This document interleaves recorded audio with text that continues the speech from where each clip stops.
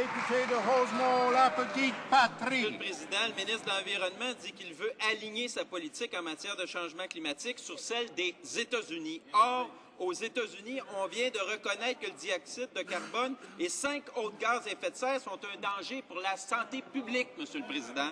Est-ce que le ministre qui dit vouloir imiter les États-Unis entend faire de même ici et reconnaître que les GES représentent un risque pour la santé publique, Monsieur le Président?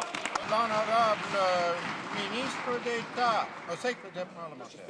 Monsieur le Président, le député le sait bien, le Canada s'est engagé à réduire les émissions de GES de 20 d'ici à 2020. C'est une des cibles les plus difficiles du monde entier. C'est une des plus difficiles que le Canada a jamais eues. Le Canada veut un accord, c'est dans notre intérêt d'en avoir un et nous sommes prêts à accepter notre part équitable de responsabilité. J'invite le député à cesser de critiquer à ce que nous travaillons ensemble pour avoir un environnement plus propre. Monsieur le Président, des études nous apprennent que l'extraction des sables bitumineux est 5 fois plus polluante que ne l'admet l'industrie pétrolière, Monsieur le Président.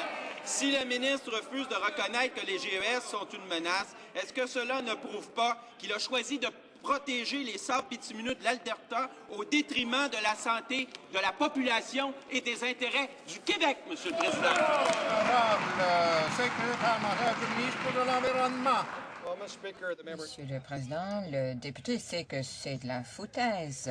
Le Canada émet 2 des émissions de GES et les pétrolières représentent 4 et le secteur des transports 27 C'est pourquoi hier, le gouvernement a déposé un nouveau projet de règlement pour les véhicules, les émissions de véhicules. Nous voulons être une puissance énergétique propre.